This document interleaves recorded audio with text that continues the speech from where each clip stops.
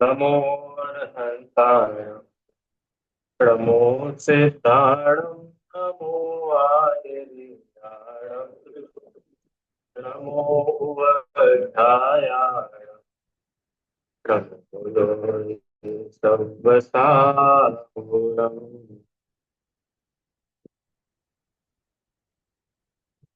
मङ्गलं भगवान् विष्णु मङ्गलं गौतमोऽग्रणे मङ्गलं कुन्दार्यो जयकर्मो सुमङ्गलम्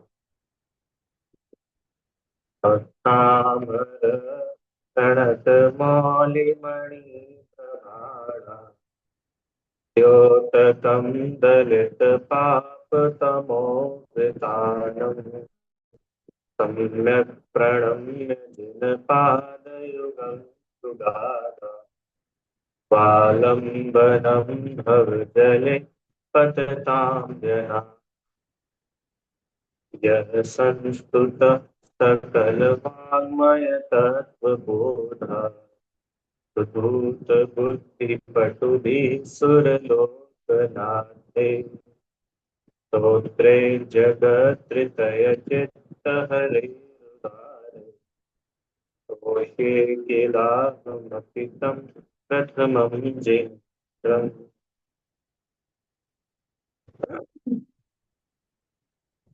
आचार्य भगवान मानतुंग देव द्वारा रचित श्री भक्तामर स्तोत्र, इसका हम लोग जो है अर्थ समझ रहे हैं। और पिछली कक्षा में हम लोगों ने जो है 19वें काव्य का अर्थ देखा था, जिसमें यह बात आई थी कि हे जिनेन्द्र देव, आपका मुख रूपी कमल, आपका मुख रूपी चंद्रमा, इसको देखने भर से ही महामोह रूपी अंधकार बिल्कुल नष्ट हो जाता है। इसके प्रकाश से सारा अंधकार नष्ट हो जाता है। फिर चंद्रमा और सूर्य का क्या प्रयोजन। जिस प्रकार पके हुए धान्य और धान्य से शोभायमान शालीवान, शालीवान माने चावल के खेत, उनको अब जल के भार से झुके हुए मेघों से अब क्या कार्य रहा। है ना बात समझ में? क्यों कुछ कार्य नहीं रहा कि भैया प्रयोजन पूरा हो गया। ऐसे ही जगत के जीव अंधकार से दुखी थे, और जगत के जीवों को अंधकार मिटाने में आप श्रेष्ठतम है। इसलिए अब सूर्य और चंद्रमा का क्या प्रयोजन है। इस प्रकार ये 19 नंबर का काव्य हमने देखा था। आज अपन लोग ये 20वें नंबर का काव्य देखेंगे। सभी लोग साथ में पाठ करते हैं। ज्ञानं यथा त्वयि विभाति कृताकाशं नैवं तथा हरिहरादिषु नायकेषु तेजस्फुरन्मणिषु याति यथा महत्त्वम् एवं तु काचित् शकले किरणाकुलेऽपि। बड़ा सुंदर ये काव्य है। देखो, अब जिनेन्द्र देव की भक्ति आचार्य देव प्रारंभ कर रहे हैं कि अभी तक भक्ति नहीं थी क्या, कि अभी तक भी भक्ति थी। पर अब तो ये बता रहे हैं कि ये जिनेन्द्र देव क्यों इतने महान। जैसे अभी तक इतनी बात कर रहे थे ना, क्या कि आप तो दीपक से भी महान है, सूर्य से भी महान है, चंद्रमा। अभी बता रहे हैं कि क्यों है महान। भैया जगत में और भी तो दूसरे भगवान हैं, क्या अकेले जिनेन्द्र देव ही है क्या इतने महान। तो बोल रहे कि देखो, सुनो क्या बोल रहे। ज्ञानम यथा त्वयि विभाति कृतावकाशम नैवं तथा हरिहरादिषु नायकेषु। मतलब ज्ञानम, ज्ञानम मतलब जिनेन्द्र देव का ज्ञान कैसा है। उनका ज्ञान पूर्ण ज्ञान। यथा मतलब जिस तरह, त्वयि माने आप में, जिस तरह आप में पूर्ण ज्ञान, विभाति कृतावकाशम, तेजवंत माने शोभित होता है, कृतावकाशम माने अवकाश को प्राप्त। इसका अर्थ जिस प्रकार, जिस तरह अवकाश को प्राप्त पूर्ण ज्ञान आप में शोभायमान होता है, आप उस पूर्ण ज्ञान से तेज को प्राप्त हो रहे हैं। वैसा नीचे लिखा ना, नैवम तथा नहीं वैसा हरिहरादिषु नायकेषु, वैसा आपके समान दिव्य अलौकिक ज्ञान जगत में अन्य नायक कहलाने वाले, नायक मतलब क्या होता है? श्रेष्ठ, जिसके आधार पर, जिसके अ, चरित्र के माध्यम से चारित्र उसकी रचना होती है। बराबर, हीरो, हीरो समझते ना, हीरो। हीरो तो भैया, जगत में तो और भी लोग हैं जिनको सब बोलते हैं ये श्रेष्ठ है, ये श्रेष्ठ है, ये महान है। कोई उनकी पूजा करता है, कोई उन्हें देवता मानता है। पर हे जिनेन्द्र देव, आपके समान पुण्य ज्ञान, पूर्ण ज्ञान, आपके समान अ, केवल ज्ञान जगत के अन्य हरि हरादि, माने हरि हर, बुद्ध, ब्रह्मा, विष्णु, महेश आदि इन देवी देवताओं में नहीं है। बात आ रही है समझ में? आगे का देखते फिर इसको पूरा समझेंगे। आगे क्या बोल रहे? तेज स्फुरन मणिषु याति यथा महत्वम, दैवम तु काच शकले किरणाकुले। अब देखिए, ये जो काव्य है 20 नंबर का, इसके दो पाठ मिलते हैं। एक तो तेज स्फुरन मणिषु, और दूसरा तेजो महामणिषु। किसी किसी पुस्तक में तेजो महामणिषु भी मिलता है, और अधिकांश तो यही ज्यादा प्रचलित है, तेज स्फुरन मणिषु। तो दोनों का ही अर्थ समान है। तेज मतलब तेज, उसकी चमक। स्फुरन मणिषु, स्फुरायमान मणियों में। महामणिषु मतलब महामणि। याति मतलब प्राप्त, यथा माने जैसा। जैसा तेज, जैसी चमक महामणियों में, स्फुरायमान होती हुई मणियों में होती है, नैवं तो काच शक्ले किरणाकुले, ऐसी तो वास्तव में कांच के टुकड़ों में किरणों से व्याप्त होने पर भी नहीं होती। बात आई समझ में क्या बोल रहे हैं? वापस बात ये चली कि हे भगवान, आप महान है। भगवान की स्तुति चल रही है। कैसे महान है? कि आपका जो दिव्य ज्ञान है, वो जगत के अन्य हरि हर आदि देवों में नहीं पाया जाता। आपके समान सर्वज्ञता इस विश्व में अन्य किसी देवी देवताओं में मिलती ही नहीं है। जगत के देव कहलाते हैं भले ही, पर उनमें आपके जैसी सर्वज्ञता है ही नहीं।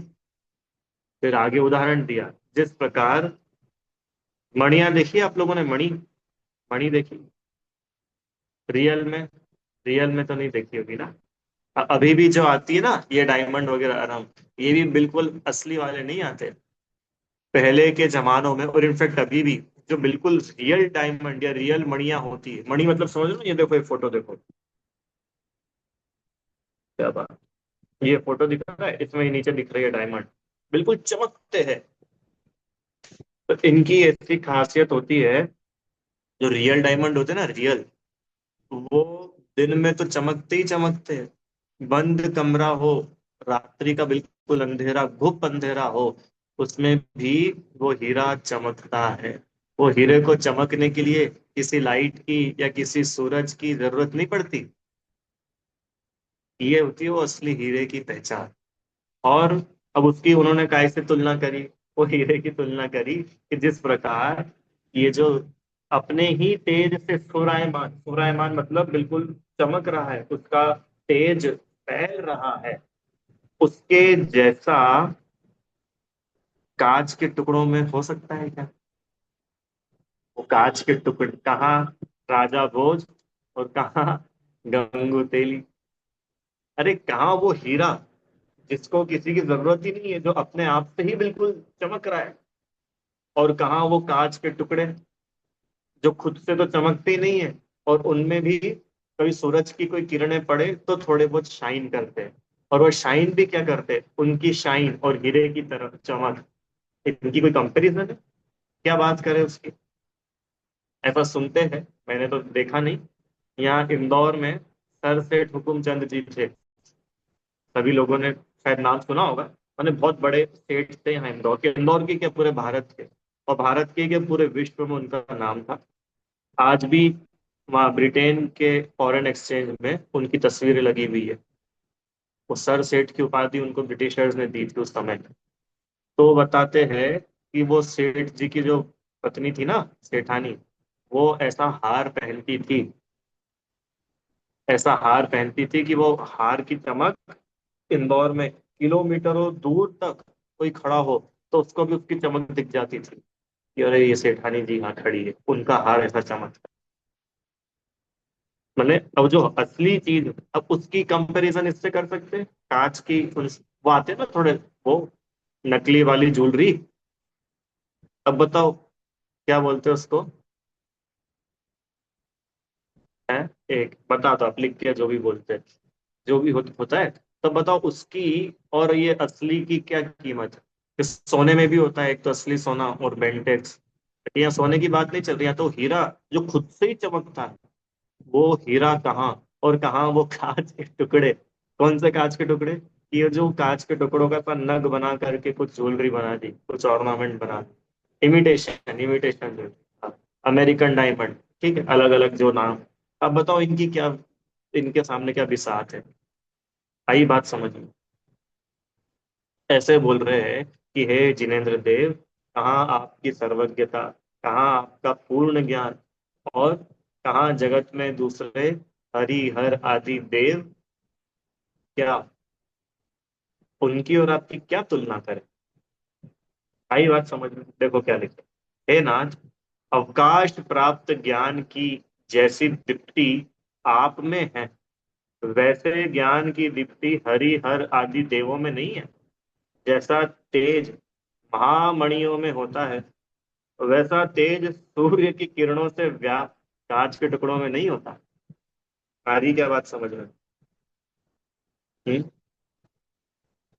आप सर्वज्ञता से सुशोभित है, आप केवल ज्ञान, आप दिव्य ज्ञान से सुशोभित है, और जगत के देव ये वैसे नहीं। अभी आचार्य मानतुंग स्वामी ये बता रहे हैं कि अगर आप भक्तामर स्तोत्र को पढ़ते हो ना, अगर आप आचार्य मानतुंग स्वामी के भक्त हो, अगर आप भक्तामर स्तोत्र के भक्त हो, अगर आप भक्तामर स्तोत्र को पढ़ने वाले हो, तो भाई कम से कम जगत में अल्प ज्ञानी जो देवी देवता है, सरागी जो देवी देवता है, उनके यहाँ जाना बंद करो, उनको पूजना छोड़ो। अरे हमारे वीतरागी सर्वज्ञ भगवान कोई कम है क्या? क्या हमारा काम इनसे नहीं चलता कि हमें किसी अन्य देवी देवता के पास जाकर के हमारा माथा झुकाना पड़े? पर अभी क्या है, अपने को भी सर्वज्ञ भगवान की असली पहचान नहीं है। वो सर्वज्ञता को नहीं पहचाने तो भगवान की सच्ची पहचान क्या करता, क्यों? हीरे की परख तो पारखी को ही होती है। चाहे किसी को नॉलेज नहीं हो ना, तो उसके लिए तो वो कांच का टुकड़ा और हीरा एक समान ही है, भैया दोनों ही तो चमक रहे। पर नहीं, जो उसका जानकार है उसको पता है हीरा कितना वैल्यूएबल है और कांच की कोई वैल्यू नहीं। आ रही क्या बात समझ में। चारित्र की आभा जिसके पास में, जिसका चारित्र निर्मल होता है, वो ऑटोमेटिक उसका तेज प्रकाश फैलता है। भगवान कोई अपना प्रकाश या तेज फैलाते नहीं जगत में, वे अंतरंग से इतने पवित्र होते हैं कि उनके आत्मिक गुणों का ऐसा विकास होता है कि पूरा जगत, माने उनका आत्मा तो प्रकाशित हो ही रहा है, साथ में पूरा जगत प्रकाशित हो रहा है। आप सोचो वो ज्ञान की क्या निर्मलता है।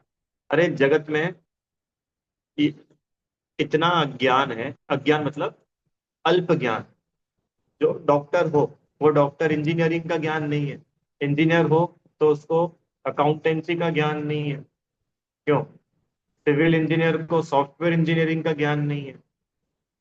मैंने, अब आप देखो सर्वज्ञ पता है किसको बोलते हैं? जिनको तीनों लोक, तीनों काल, सभी द्रव्यों की, सभी पर्यायों की, एक एक बातें, एक एक गुण, एक एक अनंत अनंत पर्याय जिनके जानने में आती है, सबके जानकार है, उनका नाम है सर्वज्ञ। बहुत बड़ी बात है सर्वज्ञता। क्यों? लोक में तो दुनिया इनको महान मान लेती है भैया, जो थोड़ा बहुत पढ़ाई लिखाई कर लेते हैं। अभी मैंने बताया ना, डॉक्टर हो तो उसको वकालत का ज्ञान ना हो, वकालत हो उसको क्रिकेट का ज्ञान ना हो, क्रिकेटर हो उसको दूसरी चीज का ज्ञान ना हो। सारी बात समझ। अच्छा डॉक्टर भी हो तो हार्ट के डॉक्टर को कान का नॉलेज नहीं, कान के डॉक्टर को आंखों का नॉलेज नहीं, आंख के डॉक्टर को लीवर पेनक्रियास का नहीं होता। और किसी एक चीज का भी स्पेशलाइज्ड कोई डॉक्टर हो, तो उसको भी उसके बारे में एक एक बात का पता है। वो भी खुद से थोड़ी जान पाता। डॉक्टर भी जो होते हैं वो भी क्या करते हैं, रिपोर्ट्स के आधार पर इलाज करते हैं। माने कितना अल्प ज्ञान है हम और आप जैसे जीवों का। और हम और आप जैसे ही नहीं, जगत में जो अन्य देवता कहलाते भी है, वे भी सर्वज्ञ नहीं है, सब अल्प ज्ञानी।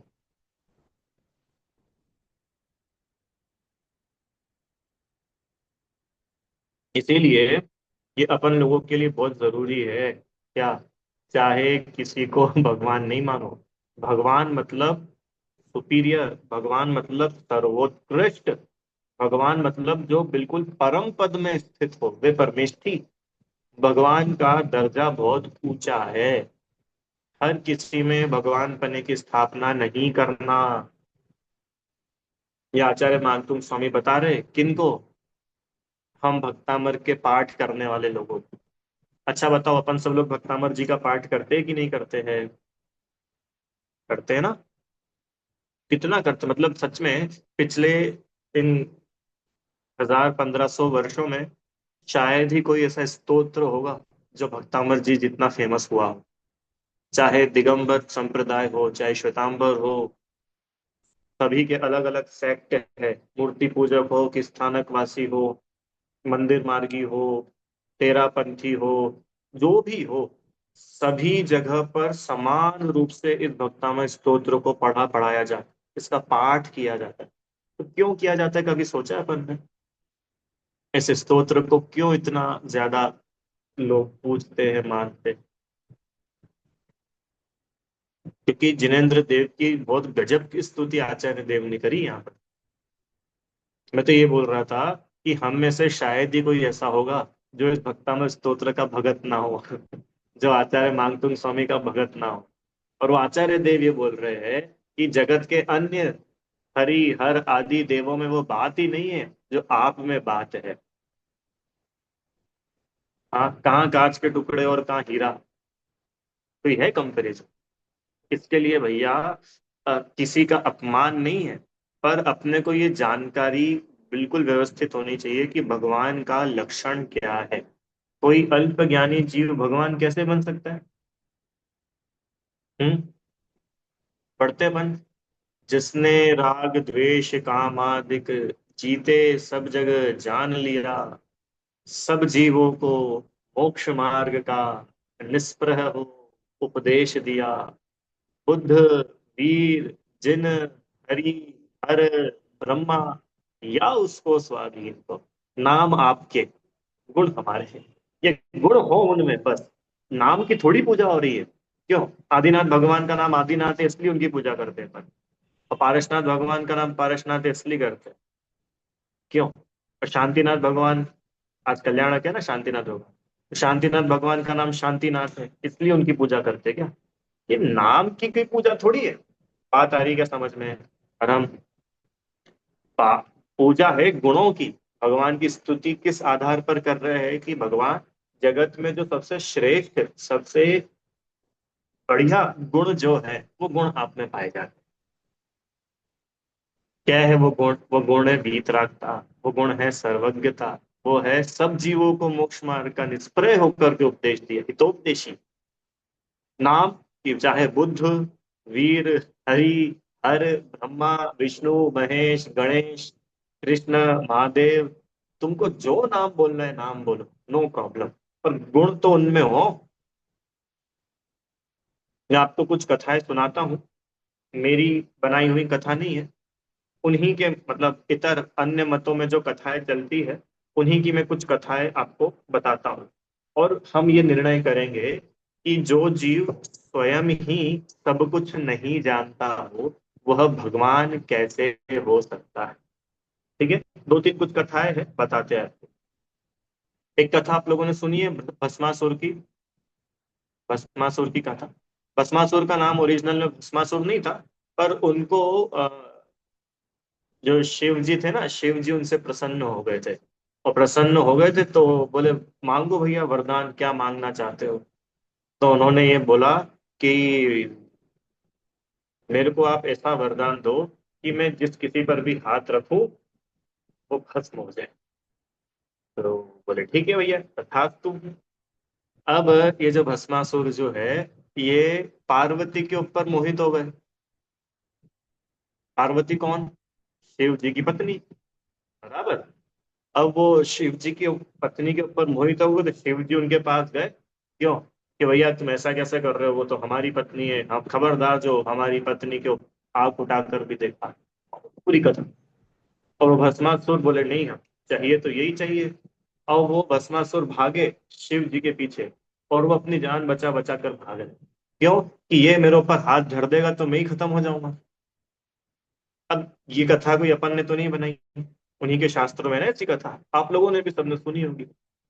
अब अपन इस कथा के माध्यम से निर्णय करते हैं, जिस जीव जिनको दुनिया शिव जी बोल करके जिनकी अर्चना पूजा भक्ति कर रही है, क्या सब बोलते ना भाई भगवान तो सब जानते, तो क्या वे भगवान ये नहीं जानते थे कि ये भस्मासुर अपने ऊपर ही आ जाएगा?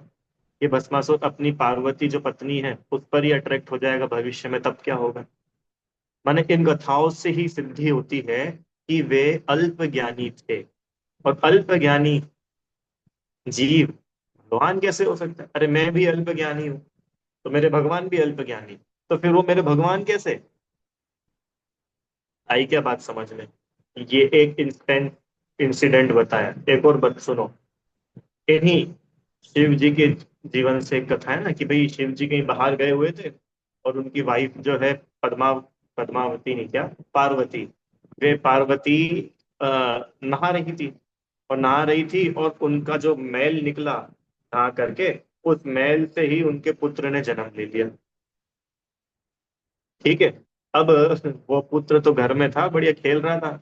और पिताजी मैंने शिव जी जब घर लौटे और देखा कि भैया ये कौन है, अंदर हमारी पत्नी नहा रही है, और ये कौन नहीं है, अननोन व्यक्ति जो हमारे घर में आ गया, कौन है ये, ऐसा उसको कुछ शर्म नहीं है? हमारी पत्नी की वो अंदर नहा रही है और ऐसे अंदर चला गया। तो इतना गुस्सा आया उनको उसके ऊपर कि उन्होंने उसकी गर्दन काट दी। इतना गुस्सा आया। और वो पत्नी आई ना करके बाहर, वो तो गुड न्यूज सुनाने वाली थी अपने पति को कि भैया अपने को लड़का हुआ है, हम नहा रहे थे और लड़का हो गया। और गुड न्यूज सुना है, उसके पहले क्या पता चला कि कौन सा लड़का, वो पता नहीं वो कौन था, वो तुम नहा रही थी और अंदर कोई अननोन व्यक्ति था। मैंने तो उसको इतना गुस्सा आया, मार डाला, उसकी गर्दन काट दी। ओहो। तो पार्वती ने सुना, बड़ी दुखी हुई। क्यों दुखी हुई? कि हे स्वामी आपने क्या करा, ये तो हमारा ही पुत्र था, अपने ही हाथों से अपने ही पुत्र का वध कर दिया। अरे मुझे तो मालूम ही नहीं अपना पुत्र भी था। ओहो। फिर उसके बाद गए भैया, वो सिर ढूंढने कहाँ चला गया, वो सिर जो अपन ने काटा और नहीं मिला, तो वो हाथी था, वो हाथी का सिर काटा और उसको यहाँ पर फिट करा, और ये हो गए गणेश जी। आई क्या बात समझ में? तो ऐसे कोई जीव, जिन मतलब अपने को कोई शिव जी से समस्या नहीं है, पर हम तो ये बता रहे हैं कि ऐसा अगर किसी जीव का स्वरूप है, आप ही बता रहे हैं कि उनका ऐसा रूप है। एक और तो आप बोलते हैं कि भैया वो सबके मन की बात जानते हैं, भगवान तो क्या कुछ नहीं जानता, भगवान से कोई बात छुपती है क्या? तो भगवान सबके मन की जानते हैं और अपने घर में क्या हुआ वही नहीं जान रहे, तो ऐसा तो संभव नहीं है। तो इससे सिद्ध होता है क्या, कि कहाँ जिनेन्द्र वीतरागी सर्वज्ञ परमात्मा, और कहाँ जगत के हरि हरादि देव। अब इनकी क्या तुलना करें? ये दो उदाहरण दिए मैंने आपको। एक और सुनो। कृष्ण जी की कथा आती है, अपने पुराणों में भी आती है, कि कृष्ण जी के पुत्र थे प्रद्युम्न कुमार। वे बहुत ज्यादा सुंदर थे, बहुत सुंदर। तो उनका जन्म हुआ, और जन्म होते से ही उनको विद्याधर किडनैप करके ले गया। बच्चा था छोटा सा। अच्छा। और छोटे से बच्चे का क्या हो गया? अपहरण हो गया, किडनैप हो गया और ले गया। अब जब वो गया तो वो इतने प्यारे बच्चे को उसने देखा, तो उसका मन एकदम पसीज गया कि अरे अरे अपन ने क्या करा, इतना मासूम इतना सुंदर प्यारा बच्चा है, नहीं नहीं अपने से तो नहीं। अब उसको भय भी था कि भैया ऐसे अगर किसी ने अपने को देख लिया कि अपन ये बच्चा चुरा के जा रहे हैं। और कृष्ण जी कोई सामान्य व्यक्ति नहीं थे। आपको मालूम है कृष्ण जी कौन थे? तीन खंड के अधिपति। समझते हो तीन खंड का अधिपति मतलब? जो सारी विभूति रावण के पास थी ना, वो इस सब विभूति थी कृष्ण जी के पास। समझ रहे आप, इतना ज्यादा वैभव, तीन खंड किसको बोलते हैं? इतनी सारी हजारों हजारों रानियां, इतनी बड़ी सेना, सारा वैभव, सब कुछ, और उनके घर से हाल का जन्मा बच्चा चोरी हो जाए। आप इमेजिन कर सकते हो सीन कैसा होगा? हरिवंश पुराण से बता रहा हूँ मैं आपको। क्यों रहा, मुकेश अंबानी के घर में बच्चा पैदा हो, और पैदा होते से ही वो चोरी हो जाए। अब सोचो आप क्या सीन है वो। तो जो तीन खंड का अधिपति है, उसके घर से बच्चा ही चोरी हो गया। अब बताओ वो सिक्योरिटी गार्ड, सारी सेना के लोग, क्या हालत हो रही होगी सबकी। और वो सब तो ठीक है, वो जो विद्याधर चुरा करके ले गया, तो बोले भैया अब अपने से तो नहीं होगा, तो उसने एक बड़ी सी शिला थी, शिला समझते, चट्टान, बड़ी चट्टान, वो चट्टान के नीचे उस बच्चे को दबाया और चला गया। अब ये जो प्रद्युम्न कुमार थे, ये उसी भाव से मोक्ष जाने वाले थे। वज्र ऋषभ नारद सहनन, खूब अच्छा सहनन था इनका। तो ये तो सांस भी ले, छोटा सा बालक, वो सांस ले, तो वो जो चट्टान उनके ऊपर थी वो हिल रही थी। तो वो वहां से जो दूसरे निकले तो उनको लगा "अरे, ये चट्टान क्यों हिल रही है थी"। वहां जाके देखा तो एक छोटा सा नन्हा सुंदर सा बालक है। 16 साल के बाद वो श्री कृष्ण को मिला, प्रद्युम्न कुमार, आफ्टर 16 ईयर्स। अब हम तो ये बता रहे हैं, तो वो तो भगवान है ना, तो भगवान के अपने घर का ही बच्चा घूम गया और वो पता ही नहीं लगा सके। और पहली बात, घूम कैसे गए? भगवान के घर भी चोरी हो गई। अरे मेरी बात आ रही है क्या समझ में? नहीं, श्री कृष्ण जी हमारे यहाँ पर भी भगवान होंगे। आगामी 24 में 16वें नंबर के तीर्थंकर होने वाले हैं, उसकी कोई मनाही नहीं है। रामचंद्र जी, रामचंद्र जी की बात सुन लो, जिनको दुनिया जगत राम भगवान मान करके पूजती है, उनका ही जीवन देख लो। हम्म? जंगल में अकेले, अकेले मतलब पत्नी और भाई थे, और उनकी पत्नी का किडनैप रावण हरण करके ले गया। और जब भगवान सबको जानते हैं, बोलते ना भाई दुनिया का कोई पत्ता राम की मर्जी के बिना नहीं हिलता, तो राम की मर्जी के बिना सीता का हरण कैसे हो गया? राम चाहते थे क्या ऐसा? और फिर जब रामचंद्र जी सब कुछ जानते ही थे, सब कुछ जानते थे ना, जब भी तो बोलते भी भगवान से कुछ नहीं छुपता, सब जानते, तो फिर क्यों नदी नदी नालों नालों से पूछ रहे थे कि हमारी सीता कहाँ है, हमारी सीता कहाँ है? क्यों लंका ढूंढने में इतना टाइम लग गया? माने इन सब कथाओं से यही सिद्ध होता है कि कोई भी अल्प ज्ञानी जीव, कोई भी सरागी जीव भगवान नहीं होता। हाँ, वो गुणों में हमसे अधिक हो सकते हैं, उतना उनका सम्मान भी है, पर भगवान तो नहीं हो सकता भैया। भगवान तो वीतरागी और सर्वज्ञ होते हैं। तो भैया आप राम जी को भगवान नहीं मानते हो क्या? कि बिल्कुल मानते, पर राजा राम को नहीं मानते। कौन को मानते फिर भैया आप? कि हम उन रामचंद्र जी को भगवान मानते हैं, जिन्होंने संसार, शरीर, भोगों से विरक्ति पा करके, सारे राज्य का, घर का, सारे परिग्रहों का त्याग करके, दिगंबर जनेश्वरी मुनि दीक्षा धारण करी, और मांगी तुंगी से जिन्होंने मोक्ष प्राप्त किया, वर्तमान में जो सिद्धालय में विराजमान है, उन रामचंद्र जी को मानते हैं। उन रामचंद्र जी को नहीं मानते, एक तरफ लक्ष्मण एक तरफ सीता। क्यों नहीं मानते भैया? क्योंकि वो तो राग का प्रतीक है, हाथ में धनुष है, तो ये द्वेष का प्रतीक है। तो रागी और द्वेषी वो जीव भगवान नहीं हो सकते। हाँ, वो बहुत अच्छे राजा हो सकते हैं, वो बहुत अच्छे प्रजापालक हो सकते हैं, वो मर्यादा पुरुषोत्तम हो सकते हैं, वो बहुत अच्छे पति हो सकते हैं, बहुत अच्छे भाई हो सकते हैं, बहुत अच्छे पिताजी हो सकते हैं, पर भगवान तो वो ही होंगे। कौन होंगे भगवान? वीतरागी सब। जगत के देव सब देखे, कोई रागी कोई द्वेषी, किसी के हाथ आयुध है, किसी को नार भाती। किसी के हाथ में आयुध है, आयुध मतलब समझ, हथियार, शस्त्र, और किसी को नारी भाती है। अभी यहाँ पे तो वीतरागता की बात नहीं कर रहे हैं, यहाँ तो सर्वज्ञता की बात की जा रही है कि हे जिनदेव, आपके जैसा ज्ञान जगत में अन्य कई हरि हरादि देवों में नहीं है, यही नहीं होता है। कहाँ आपकी वीतरागता और कहाँ उनका सराहना, कहाँ आपकी सर्वज्ञता और कहाँ उनकी अल्पज्ञता। इसलिए भैया मैं पुनः पुनः बोल रहा हूँ बार बार, क्या, कि अगर आप वास्तव में भक्तामय स्तोत्र के पढ़ने वाले हो, पाठ करने वाले हो, अगर आप वास्तव में मांगतुंग आचार्य के भगत हो, अगर आप वास्तव में जिन आदिनाथ भगवान की मांगतुंग स्वामी ने स्तुति की है, उन आदिनाथ भगवान के आप भक्त हैं, तो भैया समझो वीतरागता किसको बोलते हैं। देखो, दुनिया तो यहाँ वहां जाती है, उसमें तो कोई आश्चर्य नहीं है, पर आश्चर्य तब होता है जब हमारे ही साधर्मी कहीं अन्य जगह जाते हुए मुझे दिखते हैं।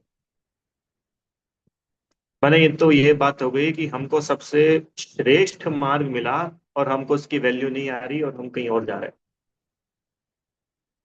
क्या मतलब, अपन ने भी वीतराग समझी? अरे मेरी बात आप लोग को आ रही है क्या समझ में? किसी की निंदा की बात नहीं है, और कोई जाता हो तो उसकी हंसी भी नहीं उड़ा रहे, ना किसी को नीचा दिखा रहे। हम तो ये बोल रहे हैं कि भैया वीतरागता सर्वज्ञता को समझो। बिना वीतरागता सर्वज्ञता के ईश्वर पना नहीं होता।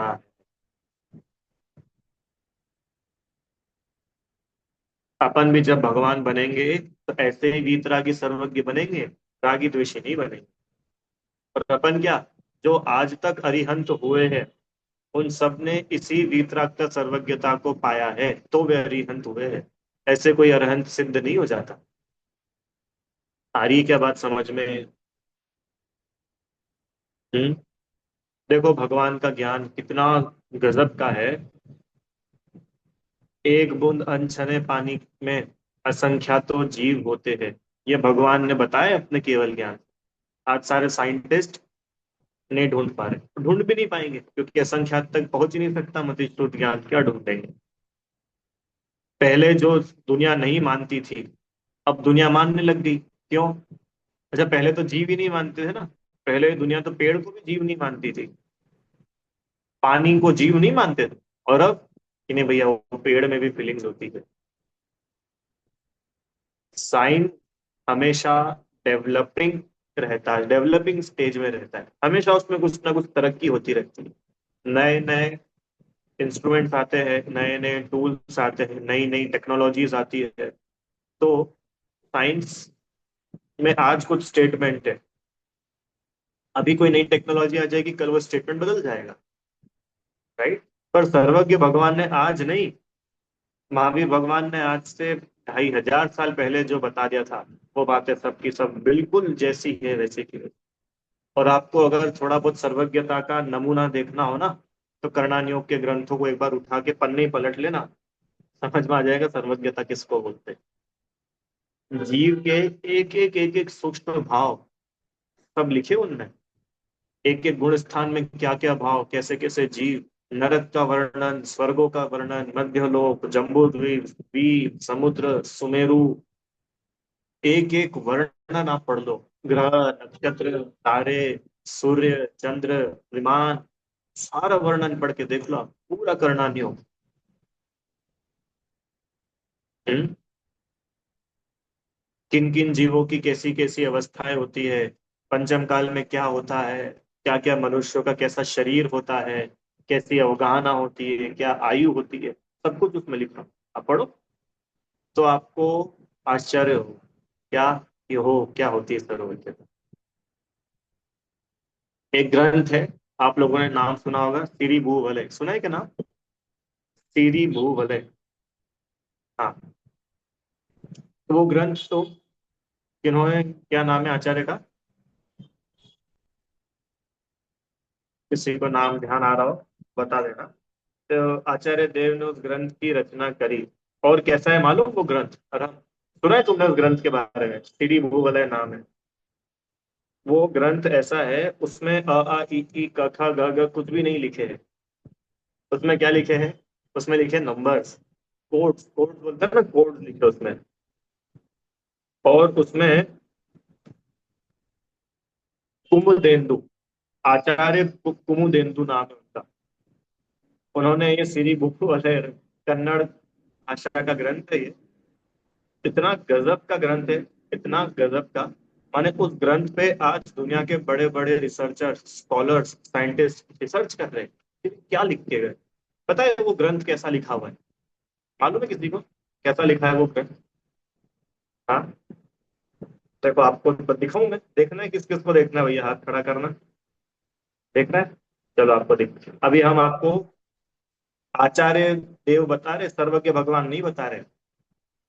हमारे आचार्यों का क्या ज्ञान की विचक्षण थी, वो दिखाते हैं आपको।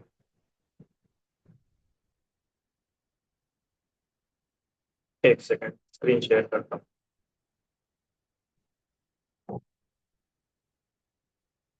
ये देखो, ये कोई सेंटेंस नहीं लिखे, ये ऐसे आई तो है उसमें, मेरे को जब ध्यान नहीं था। ये इस टाइप का वो ग्रंथ है, ये पूरा ग्रंथ ही ऐसा लिखा हुआ है।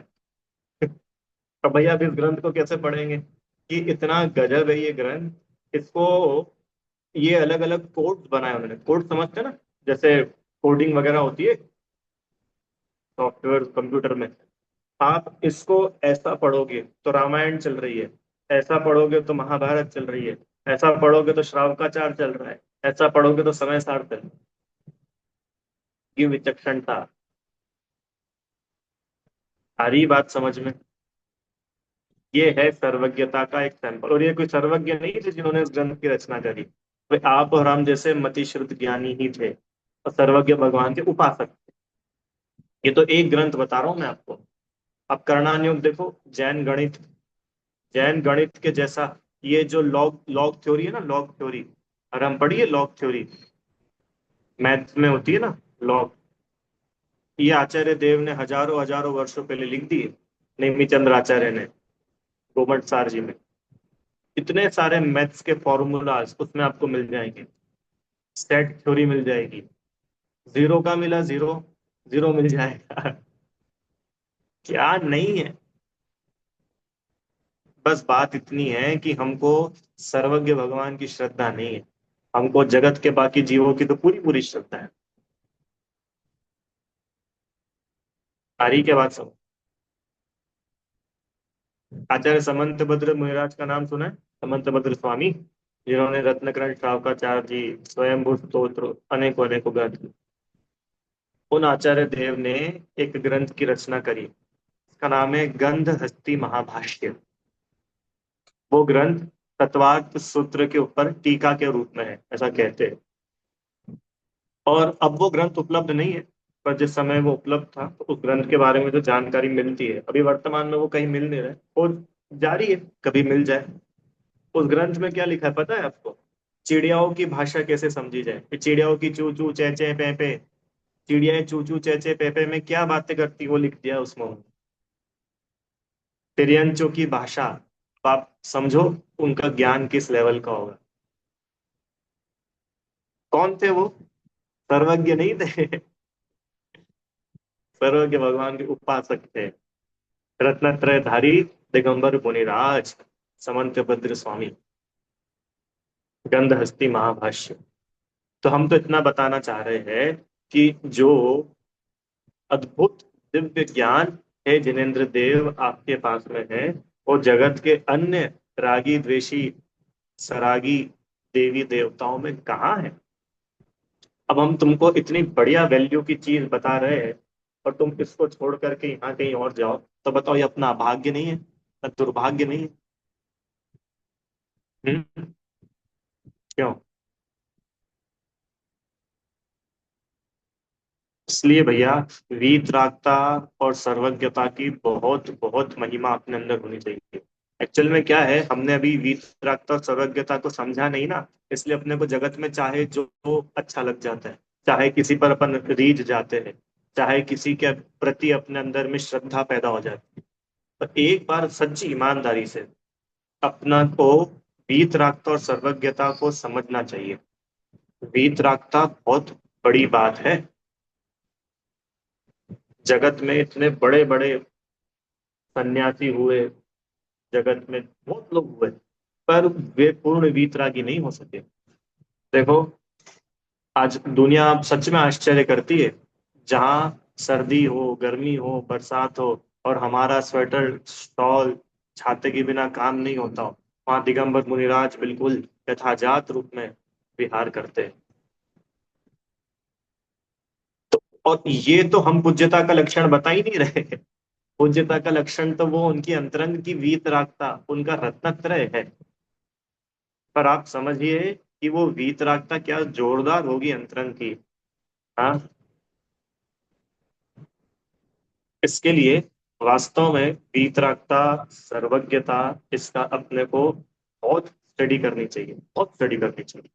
और आप देखो ना, जगत में दूसरे जगह के देवी देवता, मंदिर, मस्जिद, क्या क्या बोलते, चर्च, सब जगह जा करके देखो, और एक वीतरागी जिन देव के पास आकर, तो भैया आप उनकी बुराई कर रहे हो कि नहीं? बुरा नहीं कर रहे, हम तो जो सच्चाई है वो बता रहे हैं। हम जैन हैं इसलिए हम भले हैं, ऐसी बात नहीं है। हम तो वो वीतरागता और सर्वज्ञता श्रेष्ठ है, ये बात बता रहे हैं। एक बात आपको और बताता हूँ। आ, मैं बाल कटा रहा था, नाई के पास बैठा हुआ था, तो ऐसे ही कोई बात चली, तो बोलता मुझे कि भैया आप वहाँ गए हो, मथुरा, वृंदावन? मैंने कहा "हाँ, एक आध बार गए तो है।" मतलब वहाँ पे उनका मंदिर है, कृष्ण जी का, हमारा बहुत फेमस मंदिर है। कि हाँ, उनका पता है भैया। तो आपको मालूम है वो मंदिर में क्या बताया, तो उसका शब्द भूल गया, कि भगवान के आगे पर्दा लगाते हैं, पर्दा लगाते हैं। और वो पर्दा सिर्फ 1-2 मिनट के लिए खोलते हैं, भक्त दर्शन करते हैं और वापस से पर्दा लगा देते हैं। फिर कोई दूसरे भक्त आते हैं, लाइन लगती है, और फिर वो पर्दा खोलते हैं, एक झलक दिखाते हैं, और फिर पर्दा बंद कर। मैंने पूछा क्यों भैया, ऐसा क्यों करते? बोले हमारे कृष्ण जी इतने सुंदर है कि उनको किसी की नजर ना लग जाए, इसके लिए पर्दा लगाते हैं। ठीक? तो वो उसने ऐसा बताया। श्रीनाथ, हाँ, जो भी मंदिर है, बल्कि वो इतने सुंदर है कि उनको भक्त की नजर नहीं लग जाए, इसलिए हम पर्दा लगा। तो मैंने उसको तो नहीं बोला, पर मन ही मन विचार किया कि भगवान को ही अगर नजर लगने लग जाए, तो वे भगवान कैसे? वो भगवान कैसे? अच्छा, नजर लग जाना गुण है कि दोष है? आराम बोलो जल्दी। नजर लगना समझते हो ना, दोष है। भूख लगना गुण है कि दोष है? है? दोष है ना। गुस्सा आना गुण है कि दोष है? दोष है। अब ऐसा जीव भगवान कैसे हो सकता है? मैंने हम आचार्य देव यहाँ पर सिद्धि कर रहे कि भाई वीतरागता श्रेष्ठ है, सर्वज्ञता श्रेष्ठ है। जगत के बाकी देवी देवता में वो बात नहीं है, तुमको मालूम नहीं, तुमको बचपन से मिल गई है, तुमको भी वैल्यू नहीं आ रही। हम्म? आ रही क्या बात समझ में? इसके लिए अगर अपने आप को वीतरागी भगवान का भगत मानते हो, और भगत की बात भी नहीं, अगर आपके अंतरंग में वास्तव में भक्तामर जी के प्रति श्रद्धा है, तो कम से कम इस मिथ्यात्व को छोड़ो। चाहे किसी को पूजो नहीं, तो भैया क्या करो, उनकी इंसल्ट करे। इंसल्ट करने की थोड़ी बोल रहे, अभिनय तो भूल करके किसी की नहीं करना। समता भाव रखें। मैं कितने ही ऐसे अपने जैनी बंधुओं को जानता हूँ, 10 लक्षण के दिन, 10 लक्षण होते हैं ना भादों में, भादों के महीने में 10 दिन, वही 10 दिन में गणपति जी को भी बिठाते हैं, उनका भी होता है।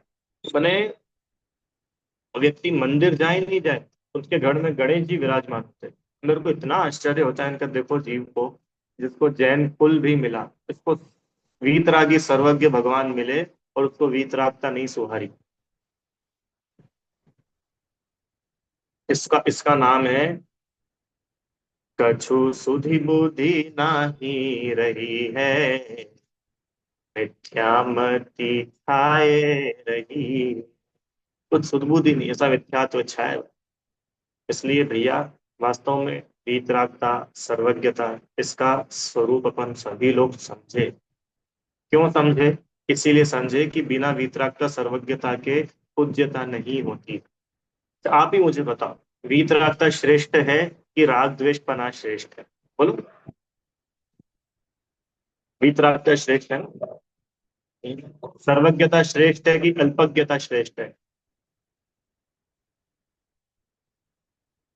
हो ही गई ना बात सिद्ध, कि पूज्य कौन, भगवान। अच्छा, भगवान हम जैसे होने चाहिए कि हमसे कुछ बड़े होने चाहिए, श्रेष्ठ होने चाहिए? मेरे को भी भूख लगती है और मैं खाना खा लेता हूँ, और मेरे भगवान को भी भूख लगती है और भगत उनको भोग चढ़ाते और भगवान खा लेते हैं। तो अंदर क्या रहा? हाँ। क्यों? एक उदाहरण है, बहुत पहले भी दिया था, पता नहीं आप लोग को ध्यान हो कि नहीं, वापिस से दे देते हैं। मान के चलो, बहुत गंदा सा एग्जाम्पल है पर फिर भी समझने के लिए सरल होगा, इसलिए दे देता हूँ। मानो कि आपको मैंने समय दे दिया, क्या समय दे दिया कि ना 8 बजे से क्लास है, ठीक है, और आप लोग सब 8 बजे बैठ गए, तो ये अब क्लब क्लास शुरू होगी, अब क्लास शुरू होगी, और क्लास शुरू हुई 8:30 बजे। सुनना आराम। तो वो पूछोगे कि भैया क्या बात है, लेट हो गए आधी घंटा, क्या हो गया था, कोई ट्रैफिक था कि भाई क्या, क्यों लेट हो गए? और मैं ऐसा जवाब दूं कि अरे नहीं नहीं कुछ नहीं, वो एक्चुअली क्या है कि मेरी 2-3 गर्लफ्रेंड थी, उनसे मिलने में, उनको बातचीत करने में, थोड़ा हम लोग घूमने फिरने के लिए गए थे, थोड़ा लेट हो गया, चलो अपन लोग अब शुरू करते हैं। अब मुझे बताओ, आप में से कितने लोग मेरे से पढ़ोगे मेरा ये उत्तर सुन करके? क्यों नहीं पढ़ोगे? जब भगवान की हो सकती है तो मेरी हो तो क्या समस्या है? हाँ ठीक है, वहां पर गर्लफ्रेंड नहीं है, वहां पर नाम थोड़ा चेंज हो गया है, उसको बोलते हैं गोपिया, ठीक है कोई? तब मेरे को बताओ क्यों? भगवान करे तो उनकी रासलीला, और अपन करे तो अपना कैरेक्टर ढीला है, भैया नहीं यार ये। तो अब मुझे बताओ कि जो काम एक सामान्य व्यक्ति को शोभा नहीं देता, वो मेरा भगवान करे, और मैं उसकी पूजा कैसे करूं? ये तो मैंने एक उदाहरण दिया अब्रह्म का। चोरी का देख लो, भगवान चोरी कर सकते हैं? क्यों? चोरी करना गुण है कि दोष है? बोलो जल्दी। दोष है ना? चोरी करना दोष है कि गुण है? क्यों है? हम, तुम छोटे हो, है ना, और तुम अपने मोहल्ले में जा जा करके लोगों की रसोइयों में से किसी के यहाँ से शक्कर निकाल लो, किसी के यहाँ से बिस्किट निकाल लो, तो बोलो क्या करेगी मोहल्ले की आंटियां तुम्हारा? तुमको उठाएगी अपने घर में कि भैया अपने बच्चे को संभाल के रखो, ये रोज हमारे आ जाता है, क्या है, कैसा बच्चा है तुम्हारा? चोरी करना अच्छी बात नहीं है ना? और भगवान करे तो, भगवान करे तो चलता है। ली- ली- माखन चोर। माने हम, देखो वापस जब ये किसी की हंसी नहीं उड़ा रहे, अपन ये समझने की कोशिश कर रहे हैं कि जिन आधार पर आप उन्हें भगवान मान रहे हैं वे आधार सही नहीं है। पूज्यता का आधार है वीतरागता, पूज्यता का आधार है सर्वज्ञता, और बाकी जिन आधार पर हम उन्हें भगवान कहते हैं वो तो दोष है। जगत के अन्य देवी देवताओं में तो वो दोष पाए जाते हैं, पर धन्य है हमारे जिनेन्द्र देव, उनमें ये दोषों की गंध भी नहीं। अष्टादश दोष रहित जिन, अरहंत देव को नमस्कार। 18 दोषों से रहित है। अरे मेरी बात आप लोग को समझ में आ रही है क्या? भैया जिनके वीडियो बंद है, हाँ कि ना? ये भगवान के गुण और दोष की पहचान होनी चाहिए। अभी ये तो मैंने आपको राग वाली बातें बताई, ऐसे ही द्वेष में भी समझना। हाँ, वो तो क्या है, अभी अपन लोग ऑनलाइन है, कभी यही सारी सभा मेरे सामने लगी होती, अपन लोग बैठे हुए हो, है ना, बिल्कुल सामने, और मैं आपसे पूछूं भट्टामर्ग का 5वां नंबर का काव्य सुनाओ, और बस प्रश्न पूछते सही इधर से एक पिस्तौल निकालूं AK-47 और उसको लोड करूं, सुनाओ। और अगर तुम नहीं सुना पाए तो क्या होगा? ये ट्रिगर दब जाएगा, क्योंकि मेरे को गुस्सा आ जाता है। मैं तो बिल्कुल हथियार वगैरह लेके टिप टॉप पर हूँ। कौन पढ़ाई करेगा? कौन आएगा पढ़ने? तो ऐसे किसी व्यक्ति से तो अपन पढ़ना भी पसंद ना करें कि भैया ठीक है, हम तो हमारे घर में ही अच्छे हैं, हमको नहीं आना तुम्हारे पास, कि तुम कब हम पे कुपित हो जाओ, तुम कब हम पे रुष्ट हो जाओ। क्यों? और अच्छा, इसलिए भगवान से डरता है तो फिर भगवान को मस्का लगाता है जा जा करके। कभी ये चढ़ाएगा, कभी वो, कभी भोग चढ़ाता है। कि पता है क्यों चढ़ाता है? भगवान बुरा ना मान जाए। क्योंकि अगर भगवान बुरा मान गए तो फिर क्या होगा? फिर अपनी गाड़ी पटरी से उतर जाएगी। इसलिए भगवान को सेट रखो। ये भगवान को सेट रखना चाहता है। कौन? अज्ञानी। और ऐसा जीव भगवान कैसा हो सकता है जो सेट होना चाहता हो? सेट सेट होना था मतलब समझते हो ना? तो ये भगवान से बना के रखो। क्यों रखिए बना के? भगवान कुछ बिगाड़ देंगे क्या मेरा? और अगर बिगाड़ देंगे तो फिर वो भगवान ही क्यों है? अरे आप लोग को मेरी बात आ रही क्या समझ में? मेरे को पता है, मैं बहुत जिम्मेदारी से बोल रहा हूँ ये बातें, क्योंकि अभी ये आपके और मेरे बीच की बात नहीं है। ये भी कक्षा यूट्यूब पर भी जाएगी। पता नहीं कोई भी सुनेगा। कोई नॉन जैन व्यक्ति भी सुन सकता है। पर भैया अगर कोई ऐसा व्यक्ति भी सुने तो शांति से विचार करना, क्या भगवान का ऐसा स्वरूप हो सकता है क्या? कि नहीं भैया, हम पीढ़ियों से उनको पूछते आ रहे हैं। तो ठीक है, पूछते आ रहे हो वो अलग बात है। पर अभी विचार करो, अभी निर्णय करो, क्या भगवान का ऐसा स्वरूप होता है क्या? आराम। वीतरागता तो ऐसी नहीं होती। और वीतरागता श्रेष्ठ है। सर्वज्ञता श्रेष्ठ। ठीक है। तो मैंने आपको अल्पज्ञता होने पर क्या क्या नुकसान है वो भी बताए। शुरू में जो तीन चार कहानी बताई ना, ब्रह्मासुर की अथवा रामचंद्र जी की या शिव जी की, ये सब अल्पज्ञता की कहानियां हैं। पूर्ण ज्ञान नहीं होने का दुष्परिणाम। और बाकी बाद में जो सारे उदाहरण दिए मैंने आपको, ये वीतरागता नहीं होने की बातें हैं। कि अगर वीतरागता नहीं होगी तो ये सारे दोष आएंगे। ठीक है। तो हम और आप सभी वास्तव में वीतराग, सर्वज्ञ, हितोपदेशी ऐसे जिनेंद्र देव, उनकी ही श्रद्धा करें। और अन्य जो जगत में अल्पज्ञ, सरागी देवी देवता है, उनमें भगवान पने स्थापना ना करे। क्यों नहीं करे? क्योंकि वो भगवान के योग्य ही नहीं। अभी एक बात और कहनी है मेरे को। समय है क्या? 4 मिनट है। देखो क्या होता है, सुनो। ये तो हुई अन्य जगत की बात, जितने मैंने उदाहरण दिए ना अभी तक आपको। पर हमारे ही जैन मत में अनेकों अनेकों जीव ऐसे भी है जो देवी देवताओं की पूजा करते हैं। कोई चक्रेश्वरी देवी की करता है, कोई पद्मावती देवी की करता है, कोई क्षेत्रपाल की करता है, कोई धरणेन्द्र देव की करता है। अनेकों अनेकों देवी देवताओं की करते हैं। वे देवी देवता भी पूज्य नहीं है। क्यों नहीं है? पढ़ लो 20वें नंबर का काव्य, कि उनमें वो बात ही नहीं है जो अनंत देव। माने कैसी बात है? ये एक बार पारसनाथ भगवान की पूजा नहीं करे तो इसको चलेगा, और इसको पद्मावती जी की जरूर करनी। तो भाई तू ये निर्णय तो कर, पारसनाथ बड़े कि पद्मावती देवी बड़ी है? कर, तू निर्णय कर। हम्म। पद्मावती देवी तो इतनी बड़ी और ऊपर छोटे से पारसनाथ।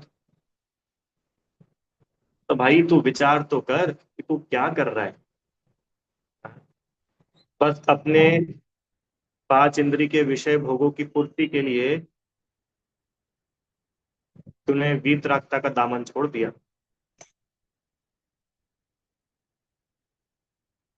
जितने हैं ये देवी देवता, ये पूज्य नहीं है। बिल्कुल भी पूज्य नहीं। क्यों? क्योंकि ये सरागी है। और सरागता की पूजा नहीं होती है। आचार्य कुन कुन देव की गाथा है स्पष्ट। असंयमी पूज्य नहीं है। आ रही है मेरी बात समझ में रुचि आंटी? बहुत बताओ, मैं संयमी हूँ कि असंयमी हूँ? बोलो जल्दी। मैं असंयमी हूँ ना? पक्का? और अगर अगर मैं मिथ्या दृष्टि हूं तो बात ही छोड़ दो। पर अगर मैं सम्यक दृष्टि भी हूं ना, तो भी मैं पूज्य नहीं हूं। बात आई क्या समझ में? वीतरागता पूज्य है, संयम पूज्य है, संयम। तो भैया वो सम्यक दर्शन कितने गीत गाते, कि हाँ, सम्यक दर्शन से मोक्ष मार्ग की शुरुआत है, इसलिए सम्यक दर्शन पूज्य है। और पूज्य ऐसा नहीं है क्या कि तुम बिल्कुल उनकी आरती उतारने लगो, उनको अष्टद्रव्य चढ़ाने लगो, भगवान तो कुछ ध्यान है नहीं और बस देवी देवताओं में ही लगे रहो। भैया इसका नाम सम्यक्त्व की पूज्यता नहीं है। और एक बात और, जिन देवी देवताओं की जगत पूजा करता है उनके तो सम्यक्त्व होने की भी गारंटी नहीं है। और सुन लो क्या, ऐसा बोलते हैं ना भैया, ये शासन देवी देवता है, ये यक्ष है, ये यक्षिणी है, इनके सम्यक्त्व होने का कोई गारंटी है ही नहीं, क्योंकि ये सब लोग, ये भवनवासी भी अंतर देव है, और ये नियम से मिथ्या दृष्टि होते हैं बाय बर्थ। अब इनमें से कौन सम्यक दृष्टि हुआ होगा, कोई नहीं भी हुआ होगा, अपने को कैसे मालूम। आ रही क्या बात समझ में। तो जब सम्यक्त्व का ही पता नहीं है, किस आधार पर पूज्यता हो। ये हरि हरादि में सब लगा ना, हरि हरादि में ब्रह्मा विष्णु महेश शंकर पार्वती गणेश पद्मावती धनेन्द्र क्षेत्रपाल, सब आ गए सब इसमें। भैया वीतरागता एक तरफ और पूरी जगत के सारे देवी देवता एक तरफ। तो भैया आप ऐसा बोल रहे हो, आपको डर नहीं लग रहा वो देवी देवता आपका कुछ बिगाड़ देंगे तो। क्यों आप, कि नहीं लगता अगर वो देवी देवता वास्तव में जिन धर्म के भक्त होंगे, जिनेश्वर के भक्त होंगे, तो वो मेरा कुछ भी नहीं बिगाड़ेंगे। क्यों? क्योंकि मेरे को मालूम है मैं जिन देव के विरुद्ध कुछ भी नहीं बोलता हूँ। अगर वो भक्त होंगे तो वो तो उल्टी मेरी सहायता करेंगे क्योंकि मैं जिन देव का भक्त हूँ, खत्म बात। वो मेरा बिगाड़ क्यों करेंगे कुछ। और उनका तो अस्तित्व भी है कि नहीं है क्या पता। ठीक है, बातें तो खैर बहुत सारी। अब कुछ बातें तो क्या है, रूढ़ियों से चली आ जाती है ना, कोई बोलेगा नहीं भैया ग्रंथों में ही लिखा है। आप क्यों बोल रहे हो ऐसा, देखो ग्रंथों में लिखा है। ये आपको पता है वो ग्रंथ किसने लिखे? नहीं, ये तो नहीं। तो फिर, तो भाई इसलिए अपने को बहुत विस्तृत व्यवस्थित ज्ञान होने की आवश्यकता है। जरा सी तीन चार लाइनें पांच लाइनें पढ़ करके अपना निर्णय नहीं बनाओ। आंगो पांग रिसर्च करके निर्णय करो। इन्होंने ग्रंथ लिखा, कब इस ग्रंथ की रचना हुई, जिन्होंने ये ग्रंथ लिखा वो कौन थे, गृहस्थ थे कि मुनि थे, और अगर मुनि नहीं थे तो फिर क्या थे। अरे बहुत बड़ा इतिहास है। इसके लिए एक लाइन को दिमाग में बिठाओ बस। भैया हमारे पास तो इतनी बुद्धि भी नहीं और समय भी नहीं है, कहाँ एक एक ग्रंथ का इतिहास खोल के पढ़ेंगे, कि नहीं है ना इतना टाइम। तो सुनो हम एक बात बताते हैं, और हम क्या करना है। वीतरागता की पोषक ही जिनवाणी कहलाती है, खत्म। जहां पर वीतरागता का पोषण हो रहा हो वही जिनवाणी, और जहां वीतरागता का पोषण नहीं होता, उल्टा राग द्वेष का पोषण होता हो, वो जिनवाणी नहीं है। भले ही उसके ऊपर महावीर भगवान का नाम लिखा हो, भले ही उसके ऊपर आचार्य कुंद कुंद देव का नाम से तो मतलब ही नहीं है भैया, लिखा क्या है। वीतरागता का पोषण हो रहा हो तो इसीलिए हम सभी लोग इस गृहीत मिथ्यात्व से बचे। चाहे अन्य देवी देवता हो, चाहे जिन धर्म में पाए जाने वाले देवी देवता हो, कोई भी देवी देवता पूज्य नहीं। आदर है, आदर के योग्य है, ठीक, नो प्रॉब्लम, विनय आदर कर रहे, पूज्य तो नहीं है। आ रही के बात समझ में। मेरे को नहीं मालूम आज के बाद कितने लोग अगली क्लास में आएंगे और कितने नहीं भी आएंगे। ठीक है, सबकी मान्यताएं जैसी है वैसी है, अपन किसी को कुछ बदल भी नहीं सकते, ना मैं अपनी मान्यता आपके ऊपर थोप सकता हूँ, पर जो सत्य है वो जरूर बता सकता हूँ। निर्णय आप लोग को करना है। चलो भैया, बात क्या चल रही थी। कि हे जिनेन्द्र देव, आपके जैसा जिस प्रकार के ज्ञान से आप विभूषित है, शोभायमान हो रहे हैं, नैवम तथा हरिहरादिषु, ऐसा ज्ञान हरिहरादि देवों में नहीं पाया जाता। तेजस पूरणमणिषु याति महत्वम, जैसा महत्व पुरायमान होते हुए मणियों का, उनके तेज का है। एवं तू काच, ऐसा नहीं है किनका, वो काच शक्ले, काच शक्ले माने कांच के टुकड़े। कैसे कांच के टुकड़े? किरणांकुलेपी, जो किरणों से, सूर्य की किरणों से चमक रहे हैं। ठीक है, इस प्रकार से ये 20वें नंबर के काव्य को अपन लोगों ने समझा। आप और हम सभी के श्रद्धान में वीतरागता और सर्वज्ञता की स्थापना हो गई इसी भावना से। तभी इतना ही करते हैं। कल भी कक्षा रहेगी संडे को। 21वां काव्य अपन देखेंगे। अभी जिनवाणी स्तुति। हे जिनवाणी भारती, तो ही जपू दिन रैन, जो तेरी शरणा गए तो पावे सुख चैन। जा वाणी के ज्ञान से तुझे लोकालोक, तो वाणी मस्तक नमो सदा देते हूँ।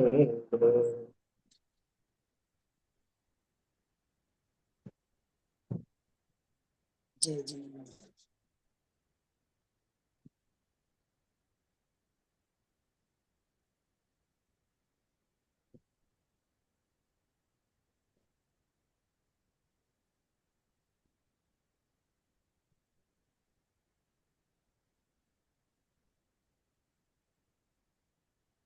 जय बोलिए द्वादशांग में जिनवाणी माता की जय।